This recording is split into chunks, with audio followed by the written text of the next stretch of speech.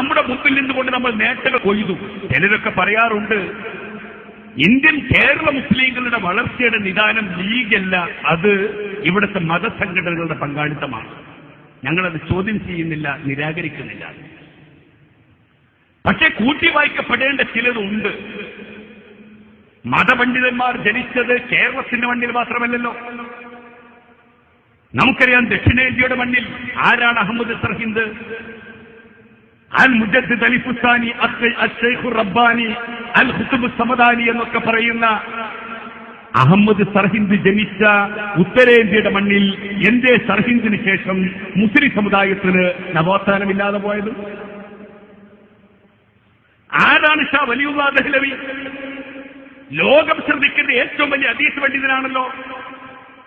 ഷാ വലിയുല്ലാഹ് ദഹ്ലവിയുടെ മരണശേഷം എന്തേ ആ മണ്ണിൽ മുസ്ലിം സമുദായത്തിന് ഇസ്സത്തില്ലാതെ പോയത്? ആരാണ് ഖാജ മൊയ്നുദ്ദീൻ ചിശ്തി? തന്റെ ജീവിതകാലത്ത് തന്റെ വ്യക്തിപ്രഭാവം കൊണ്ട് ലക്ഷക്കണക്കിന് ആളുകളെ ഇസ്ലാമിലേക്ക് ആകർഷിച്ച അജ്മീറിലെ ഖാജ മൊയ്നുദ്ദീൻ ചിശ്തി ജീവിച്ചിരുന്ന കാലഘട്ടത്തിൽ വിഭിന്നമായി എന്തേ രാജസ്ഥാൻ സ്ത്രീകൾക്ക് ഇന്നാ ഇസ്സത്ത് ചോർന്നുപോയത്? എന്നാൽ കേരളത്തിൽ അതുണ്ടായില്ല.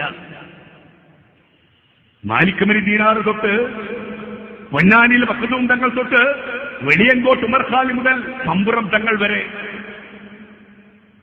അവർ കാണിച്ചു തന്നൊരു പാന്ത അതിനിവിടെ പിടിച്ചു നിർത്താൻ സാധ്യമായത് എന്തുകൊണ്ടാണ്? അള്ളാഹുവിന്റെ പ്രവാചകൻ പഠിപ്പിച്ചത്, ഉലമാക്കളും ഉമറാക്കളും ഒന്നിച്ചു നിന്നാൽ എന്റെ സമുദായത്തിന് ഇസ്സത്തുണ്ടാകുമെന്ന് പറഞ്ഞുവെങ്കിൽ ആ ഉലമാക്കളോടൊപ്പം ഉമറാക്കളുടെ ദൗത്യം ഏറ്റെടുക്കാൻ പാണക്കാട് തങ്ങളുടെ ഇന്ത്യൻ യൂണിയൻ മുസ്ലിം ലീഗിന് ഈ കേരളത്തിൽ സാധിച്ചു. ബാഫക്കി തങ്ങളോടൊപ്പം, കെ മൗലവിയോടൊപ്പം, സീതി സാഹിബിനോടൊപ്പം ഒരുമിച്ച് നിന്ന് മുസ്ലിം സമുദായം മുന്നോട്ട് നീങ്ങി. ആ ഇജ്ജത്ത് നമ്മുടെ ആത്മാഭിമാനത്തിന്റേതാണ്. അവിടെ കൊണ്ടാണ് കേരള രാഷ്ട്രീയത്തെ, ഇന്ത്യ രാഷ്ട്രീയത്തെ നമ്മൾ വിലയിരുത്തേണ്ടത്. ഇന്ത്യൻ പാർലമെന്റിന്റെ പ്രാരംഭ കാലഘട്ടം മുതൽ മുസ്ലിം ലീഗ് പാർട്ടി അതിന്റെ ചരിത്ര ദൗത്യം നിർവഹിച്ചു. നിയമനിർമ്മാണങ്ങൾ ഉണ്ടാക്കി.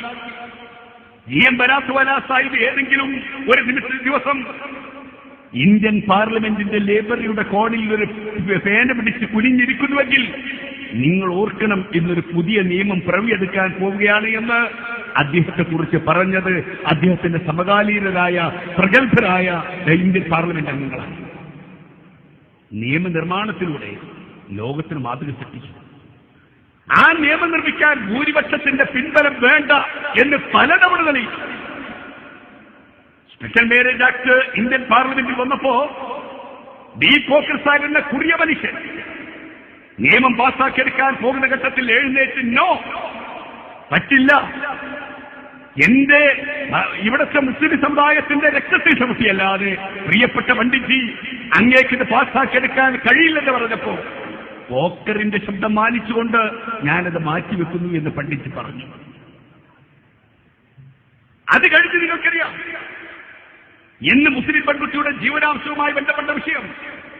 ഇഷ്ടം പോലെ ഒരു പെൺകുട്ടിയെ മൊഴി ചെല്ലാനാവില്ല, കോടതിയുടെ പരിരക്ഷയുണ്ട് എന്ന് നാം പറയുന്നുവെങ്കിൽ ആ പരിരക്ഷയ്ക്കനുസൃതമായൊരു നിയമം ഇന്ത്യൻ പാർലമെന്റിൽ പിറവിയെടുക്കുന്നത് ബഹുമാന്യനായ ബനാത്ത് വാല സാഹിബിന്റെ നിയമനിർമ്മാണത്തിന്റെ ശക്തി കൊണ്ടാണ്. രാജീവ് ഗാന്ധി ആ നിയമം അംഗീകരിച്ച് രാജ്യത്തിന് സമർപ്പിക്കുന്നു. പലപ്പോഴും ഇതിന്റെ പ്രാധാന്യം എന്താണെന്ന് അറിയുന്നത്. ഇന്ത്യ രാജ്യത്തെ ലോകത്തിന്റെ ഏത് കോണിൽ പോകുമ്പോഴും കേരളത്തെ പോലെ, ഇന്ത്യയെ പോലെ തങ്ങളുടെ മതസൗഹാർദ്ദം വളർത്തിയെടുക്കാൻ, മതത്തിന്റെ പ്രബോധനം നടത്താൻ കഴിയുന്ന രാജ്യം ലോകത്തെവിടെയുമില്ല. ലീഗ് ഇന്ത്യ രാജ്യത്ത് ചെയ്ത ദൗത്യം അതാണ്. അറബ് രാജ്യത്ത് നിങ്ങൾക്കാവില്ല. അറബ് രാജ്യത്ത് പള്ളിയിൽ നിങ്ങൾ ഏത് പ്രസംഗം നടത്തണമെന്ന് മിനിസ്ട്രി ഓഫ് ഔഖാഫ് തയ്യാറാക്കി ചെയ്യുന്ന പ്രസംഗമേ ചെയ്യാവൂ. ഇവിടെ കോട്ടക്കലെ 5 പള്ളിയിൽ 5 വിധത്തിൽ പ്രസംഗിക്കാം. ഈ സ്വാതന്ത്ര്യം ആര് നേടിത്തന്നു? ഇവിടെയാണ് ഖായിദ മില്ലത്തിന്റെ പ്രത്യേകത നിൽക്കുന്നത്. അവ ലീഗ് ഒരു വലിയ ചരിത്രപരമായ ഒരു ദൗത്യം ലീഗ് നിർവഹിക്കുകയായിരുന്നു. ആ ദൗത്യമാണ് കേരള രാഷ്ട്രീയത്തിൽ നമുക്ക് അടിവേരുണ്ടാക്കുന്നത്.